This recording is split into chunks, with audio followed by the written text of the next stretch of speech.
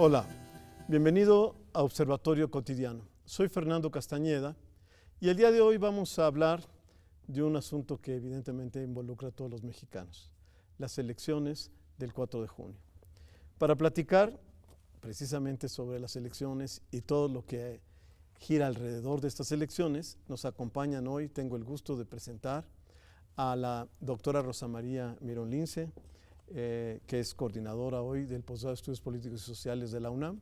Muchas gracias por la invitación. Gracias por venir. Gracias. Ricardo de la Peña, que es se ha dedicado a encuestas, a hacer sondeos de opinión, y es el presidente de ISA, ¿no? Gracias, Fernando, por la invitación. Gracias. Y Marta Singer, la doctora Marta Singer, que es coordinadora, jefa de la división, de estudios profesionales de la Facultad de Ciencias Políticas, politóloga también asidua de este programa. Gracias. Gracias, Marta, por estar aquí. Bueno, empecemos un poco con los datos, digamos, cómo fue. Al final de cuentas, las encuestas parecen haber cumplido, digamos, ¿no? O sea, más o menos corresponden, aunque sabemos perfectamente que están impugnadas las elecciones y que es objeto de disputa. Pero digamos, al final de cuentas todo el proceso, a diferencia de otros casos, ahora hubo más o menos resultados que correspondían con lo que está pasando en las encuestas. Si uno se para a mediados de la semana pasada y ve qué decían las encuestas, mostraban un estado de Nayarit donde la alianza PAN-PRD iba adelante, y dos entidades donde la elección para gobernador iba a estar sumamente reñida: Coahuila entre el PRI y PAN y el Estado de México entre el PRI y Morena. Esta visión que nos daban las encuestas se corroboró el domingo, y el domingo mismo supimos que en Nayarit había ganado por más de 10 puntos la coalición del PAN-PRD. Sabíamos que en el Estado de México un conteo rápido nos mostraba una ventaja de Alfredo del Mazo de entre 1 y 3 puntos porcentuales. El propio PREP posteriormente confirmó que era más hacia la cota superior de apertura que hacia la inferior, y que la distancia es, digamos, considerable, de más de 2 puntos porcentuales entre ambos contendientes, y que en el caso de Coahuila la situación era muy cerrada y, diría yo, confusa al cierre de la jornada electoral. Adicionalmente tuvimos elecciones municipales en Veracruz y sorprendentemente tuvimos datos que fluyeron muy rápido y fueron permitiendo darnos cuenta rápidamente de lo que había pasado en los principales municipios del estado de Veracruz, como era el reparto básico, y pudimos ver que mientras PAN-PRD ganaban la mayor parte de municipios, Morena había logrado victorias en bastiones importantes como la capital del estado o Coatzacoalcos, por poner solo dos casos. Muy bien. Rosita, ¿para ti qué es lo más relevante de estas elecciones? Mira, yo creo que lo más relevante, siento, es el número de electores involucrados. Fueron elecciones muy importantes por el número de electores involucrados y también por la cercanía, obviamente, de la elección de 2018. Además, bueno, hay todo un mito alrededor de la elección del Estado de México como laboratorio, que nunca es tal, o sea, no es exacta esta interpretación, pero bueno, claro que tiene un peso real en cualquier elección federal, porque es el 10%, un poco más del 10% del padrón está concentrado ahí. En esta ocasión en particular tiene una carga mayor porque el candidato del PRI pues es primo del presidente, el presidente mismo es exgobernador de ahí, y bueno, una buena parte del gabinete de los funcionarios del gobierno federal son del Estado de México, entonces eso lo hacía particularmente interesante. Datos que vale la pena, más allá de los resultados para los partidos, creo que hay que resaltar esto que decía Ricardo, la competitividad, la cercanía en los resultados tanto de la elección de gobernador, tanto en Coahuila como en el Estado de México, es un dato importante porque los dos eran tradicionalmente considerados como bastiones del PRI, siempre gobernados por este partido. Nayarit no, porque ahí ya había habido alternancia, ¿no? Pero claramente en estos dos sí era una situación diferente. Por otro lado, también el papel de las coaliciones. Creo que sí es importante de ahora en adelante considerar cómo se han articulado los partidos políticos. En Veracruz ganó, o sea, quienes ganaron fue la coalición PAN, 112 de 212 municipios los ganó el PAN-PRD, aunque a la hora que uno desagrega los números es interesante ver cuántos, hay unos que se contabilizan juntos, pero los que están separados ahí se ve también el peso de cada de cada partido, igual que en Nayarit, en donde es mucho más la aportación del PAN, digamos, que del PRD. En el caso de Coahuila y del Estado de México también es importante la aportación que hacen. Y en este escenario vale la pena pensar por qué Morena va solo y cómo es que ha ido solo. Hay un dato interesante en el caso de los resultados del Estado de México, aquí sí ya pasando a los números. Si ves los resultados por partido, Morena queda 1.5% arriba del PRI. Gana Alfredo del Mazo en el PREP, pues son resultados preliminares, no son todas las actas, hay inconsistencias que suelen suceder, entonces bueno, esto hay que tomarlo con calma hasta tener los resultados oficiales. Pero en estos datos del PREP, por ejemplo, vemos que está 1.5% abajo el PRI, los datos solo del PRI, frente a los de Morena. El partido que solo obtuvo más votos en el Estado de México fue Morena, le ayudó al PRI, obviamente la coalición fue con otros tres partidos. Entonces también el papel de las coaliciones, esto pensando en el 18, ¿no? También qué es lo que va a suceder después. Claro, sí, porque digamos, lo que tú decías, si entendí bien, es que no es cierto que lo que pasa en el Estado de México ocurre en las elecciones federales, ¿no? Pero todo el mundo lo ve siempre así, ¿no? Sí. ¿Qué va a pasar en el Estado de México? Nos dice qué va a pasar al año siguiente. Pero sin duda en esta ocasión, si normalmente eso ha ocurrido, en esta ocasión fue absolutamente radical, ¿no? Era la idea de que le vamos a dar la última estocada al PRI, ¿no? Y pues no queda claro si le dan la última estocada o no, digamos, no sé qué piensas tú, pero había toda esa idea, incluso entre los medios y los partidos de oposición, ¿no? Como de que ahora nos llevamos todo, ¿no? Bueno, yo creo que efectivamente no va a ser un reflejo, ni nunca ha sido un reflejo del Estado de México. Cuando ganó Fox o ganó Calderón, pues el Estado de México seguía en manos del PRI y eso no tuvo ninguna repercusión. El tema es que van quedando pocos estados en la República que no han tenido alternancia y entre esos el Estado de México por el número de votantes resulta muy importante. Ahora, es cierto también que el PRI es un partido que en estas elecciones, en el conjunto, es el gran perdedor, a pesar de quedarse a lo mejor con Coahuila, quién sabe todavía, y con el Estado de México. En el número de votos totales que alcanzó, realmente hay una disminución muy notable, muy notable. En Veracruz prácticamente no existe el PRI. Por cierto que aunque en Veracruz la alianza PAN-PRD, que yo no entiendo por qué se mantuvieron aliados si ya habían conseguido la gubernatura, ¿qué más podían lograr? Por cierto que esa alianza en términos de población o de número de votantes queda más o menos empatada con Morena. Morena gana, por ejemplo, Jalapa, que tiene la mayor población del estado, y es otro estado que también tiene un gran peso en el total de los votantes del país. Es de los 3, 4 estados, entidades más numerosas. Entonces, bueno, ahí el PRI está sumamente débil. En el Estado de México está sumamente débil, es decir, la figura del presidente de la República creo que ha sido bastante castigada como resultado de las elecciones, por más que vimos campañas de gobierno sumadas a las campañas electorales y no alcanzaron digamos, a disminuir esta pérdida de prestigio del gobierno federal que, pues quién sabe cómo vaya a terminar en el último tramo, que ya es bastante breve, para el 2018. Entonces, digamos, eso de que quién fue el ganador, pues a lo mejor es muy difícil, pero Morena le fue muy bien. Que a ¿no? Morena le fue estupendamente Fue bien. más allá de lo esperado, ¿no? Y yo diría, más allá de esperado, no. Yo diría que ya estaba esperándose que Morena consolidara lo que había hecho desde 2015 y que lograra una gran presencia de Estado de México, cosa que hizo, y de alguna manera que consolidara lo que fue un crecimiento en la elección para gobernador 2016 en Veracruz, donde tuvo un crecimiento durante la campaña que le permitió acercarse, aunque no ganara la gubernatura, que es un impulso que continuó y que frente al declive del PRI en el Estado, Morena está ocupando estos espacios que está dejando en parte el PRI.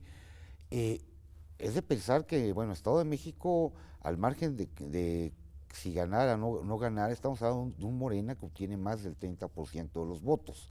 de un Morena que obtiene una bolsa de votación muy importante que, sumada a lo que factiblemente obtenga, dado el dato 2015 y dado antecedente de jefatura de gobierno de López Obrador en la capital, hablamos de que el centro del país, Estado de México, DF, y el corredor hacia Puebla, Veracruz, le puede aportar a Morena un caudal de votos muy importante que le ponga en una condición altamente competitiva para la elección presidencial. Sí, eso es fundamental, ¿no? El área metropolitana, y el Distrito Federal, bueno, la Ciudad de México, perdón. Sí, bueno, el año pasado en la elección del constituyente también demostró su fuerza. Y en el 15 en la elección de la Asamblea también demostró su fuerza Morena frente en territorio perredista, ¿no? Sí, se decantaron los dos grupos. Un dato importante también es que Veracruz tiene elecciones de gobernador el año que entra, porque Yunes, el actual gobernador, se ajustó, ¿no? Sí, será gobernador por 1 año 8 meses para ajustarse y hacer coincidente la elección. Entonces también el vuelo que decía Ricardo, que llevaba en el 16, 17 y también 18, ¿no? Entonces esto puede servir para afianzar. En el Estado de México, coincidiendo con lo que decía Marta de la pérdida de votos del PRI, sigue siendo el partido que tiene presencia o que tiene mayor presencia en los estados, en comparación tiene más implante en todos los estados que los otros partidos. Sin embargo, sí ha perdido mucho. Y ya si se mete uno al análisis fino de los resultados, insisto, no estamos hablando de resultados, sino más que resultados preliminares. Pero hay datos muy curiosos pensando al interior del PRI. El PRI gana en el PREP, según datos del PREP, gana los municipios de Atlacomulco, obvio, gana Huixquilucan, hombre, también, pues el Mazo fue, pero pierde los 3 distritos de Catepec, que son los distritos. Sí, son los más grandes, pero además son los del gobernador actual. Sí. Él ganó había sido presidente municipal de Catepec, y esa era su fuerza electoral con la que llegó hace 6 años y ganó por muchísimo, ¿no? Y ahora esos distritos se fueron a Morena, y entonces aquí uno se pregunta, bueno, ¿hay una fractura dentro del PRI? ¿O simplemente el electorado ya se cambió a pesar de que y es un voto en contra del gobernador? Surgen muchas dudas, ¿no?, al respecto. Vamos a hacer un corte y volvemos.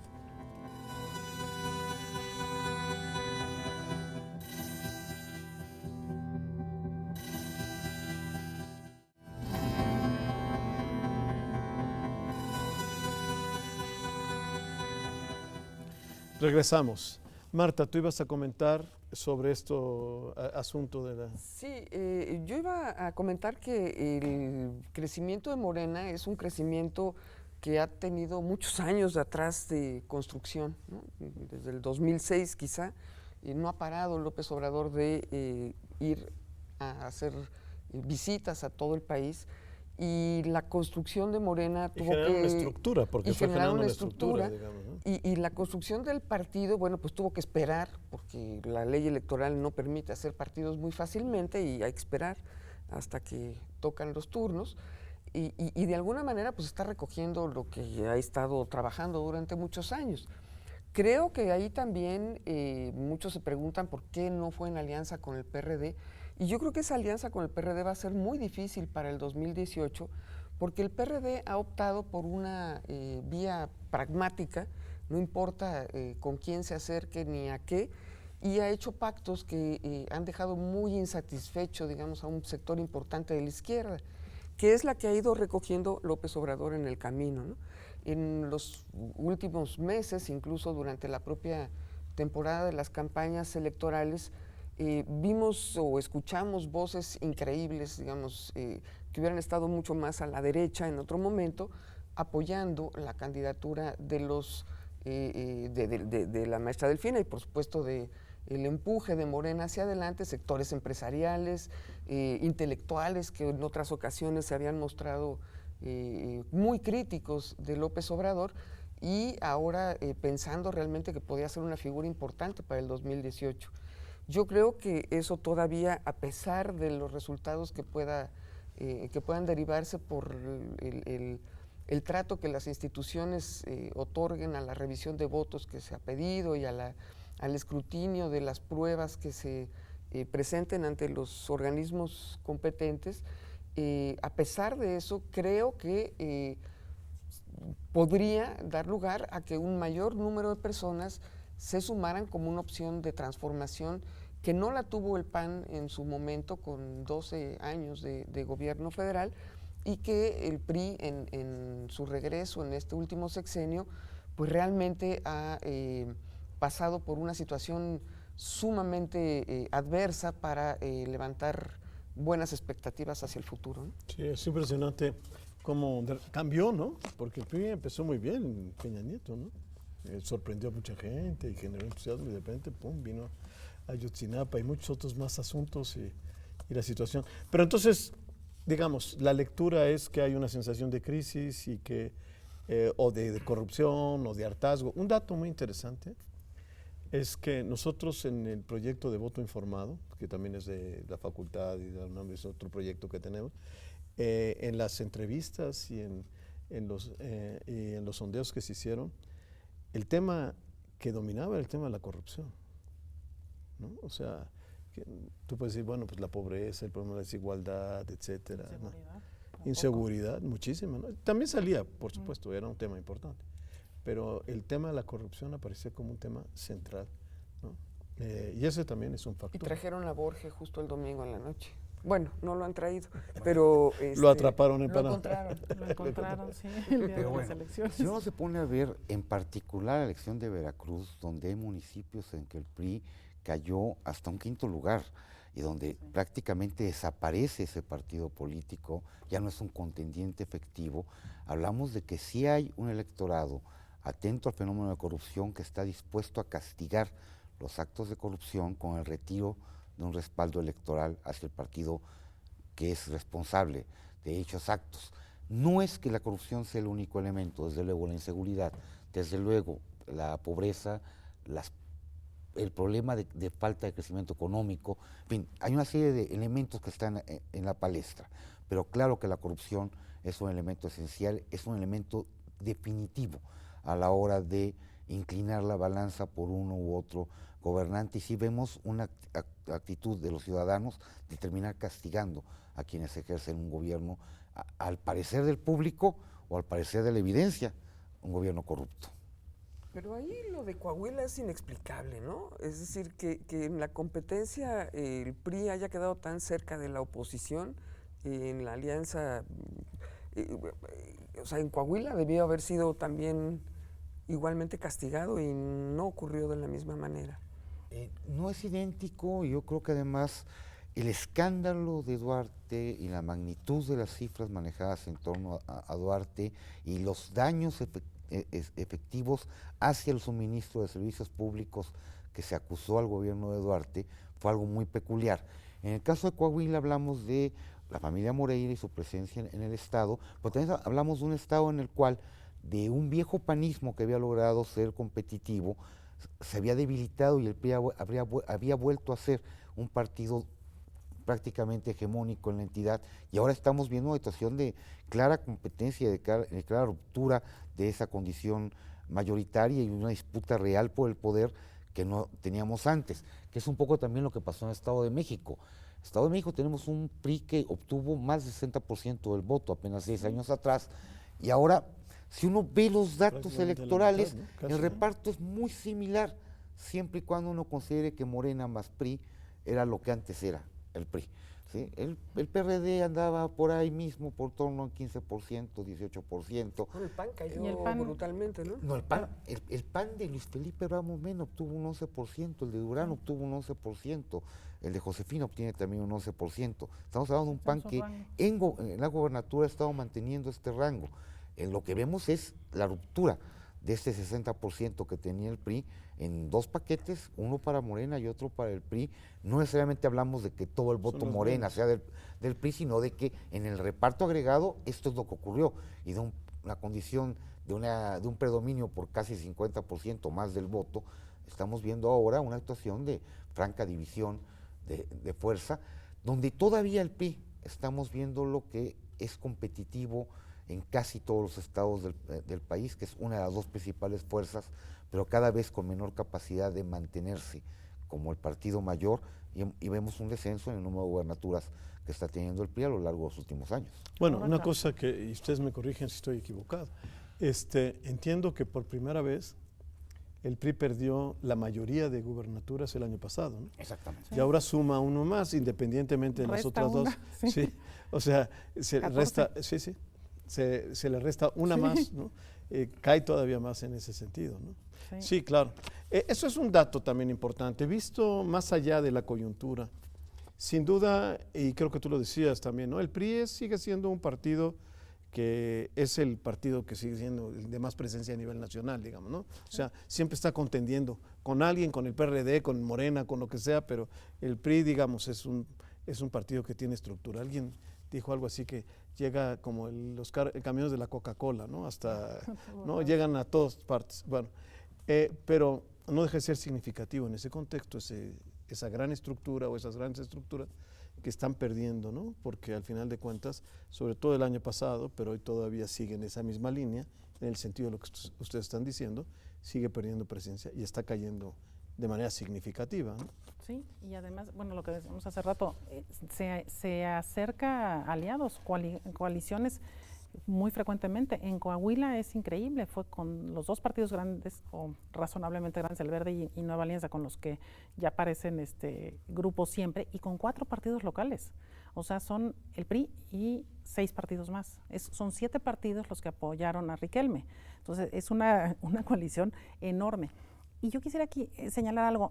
Tenemos los datos preliminares ahora en ambas elecciones y yo no estaría tan segura de que podamos dar, es muy poco el margen de victoria de los dos candidatos a gobernador, priistas que ya se dieron por gobernadores electos. Sin embargo, pueden variar los datos de manera muy importante. La diferencia, en el caso del Estado de México, por ejemplo, el número de votos nulos es mayor a la diferencia en votos entre uno y otro. Entonces, esto hay que verlo por casilla, pero la ley, después del voto por voto, casilla por casilla, se modificó en 2007 y establece que si el número de votos nulos es mayor a la diferencia entre el primero y el segundo lugar, se tienen que recontar esos votos. Entonces se van a abrir los paquetes. Yo creo que este es un escenario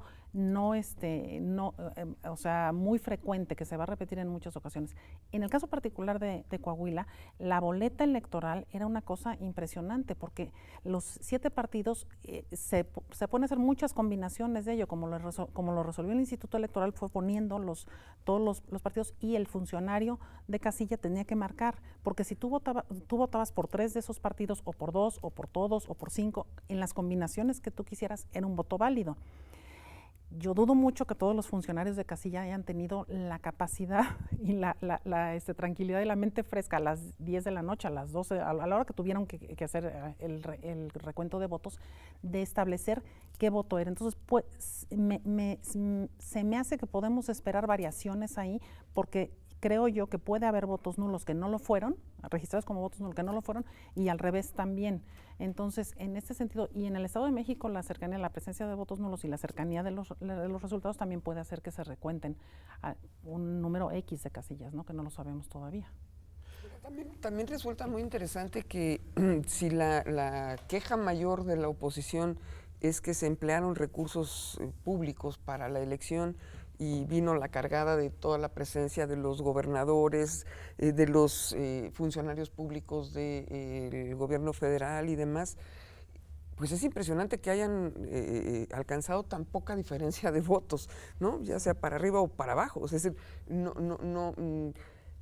ni con esa maquinaria ya tan vieja, con esos usos y costumbres tan antiguos de la coacción, de la compra de votos, del uso de los programas sociales y demás, ya no son suficientes, ya no aseguran tan fácilmente una victoria, ¿no? Entonces, bueno, pues a eso habrá que sumarle el clima de violencia que también estuvo presente durante todas las elecciones, y de actos intimidatorios para la población, que ni así el voto del PRI fue lo que probablemente hubieran esperado para no tener que ir al conteo de voto por voto, ¿no? La participación también fue buena. La participación Sí, en el fue Estado de más del México 50%. mayor que lo que nunca se había dado en elecciones de gobernador, ¿no? Sí. De hecho, estamos hablando de más de la mitad de la población del Estado de México concurriendo a votar, cuando típicamente se ubicaba más en torno al 40%. Si hablamos de un diferencial muy significativo, y de que por ende el volumen de votación fue muy alto, y esto también va a ser importante porque nos habla de bolsas de votos que en términos de cantidades se suman a lo que pueden tener partidos políticos rumbo a la contienda del 2018. Es decir, no es poco lo que vemos que Morena logra captar y finalmente esto se suma a la bolsa de Distrito Federal, como había comentado antes, y bueno, comienza a darnos cifras que son importantes e interesantes, y tomando en consideración de que sí tiene el alcance de poder lograr estos volúmenes de votación que antes no se pensaba. Bueno, lamentablemente se nos acabó el tiempo, pero sin duda es un tema fundamental, ¿no? Vamos a ver qué pasa, ¿no? Seguramente hasta el domingo tendremos una idea, un primer capítulo, ¿no? Creo que vendrán otros capítulos más. Siguen los tribunales, muy ¿no? probablemente. Quizá pueden llegar hasta, ¿no?, al Tribunal Federal Electoral. Pues muchísimas gracias y seguiremos discutiendo el tema.